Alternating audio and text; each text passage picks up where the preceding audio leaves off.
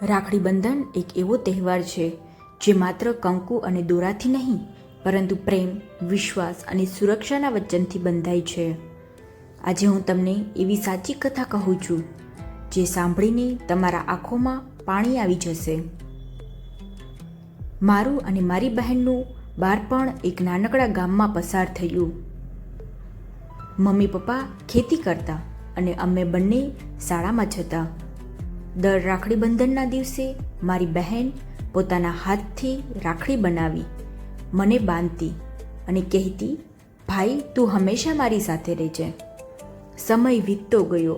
હું નોકરી માટે શહેર ગયો. એક વર્ષે રાખડીના દિવસે હું આવી શક્યો નહીં. ફોન પર બહેનનો અવાજ કાંપતો હતો, ભાઈ તું ન આવી શક્યો? આવું તો મને લાગશે કે રાખડી અધૂરી રહી ગઈ. એ દિવસે મેં સમજ્યું કે રાખડીનો દોર માત્ર હાથ પર નહીં, દિલ પર બંધાય છે. એક દિવસ બહેનને તાત્કાલિક હોસ્પિટલમાં દાખલ કરવી પડી. હું દૂર હતો પણ બધું છોડીને ભાગ્યો. હોસ્પિટલ પહોંચ્યો ત્યારે બહેન હળવું હસીને બોલી, ભાઈ તું આવ્યો એટલે મને કશું નહીં થાય. એ દિવસે મેં મારી બહેનને વચન આપ્યું, તું બોલે એ પહેલાં હું તારી પાસે આવી જઈશ.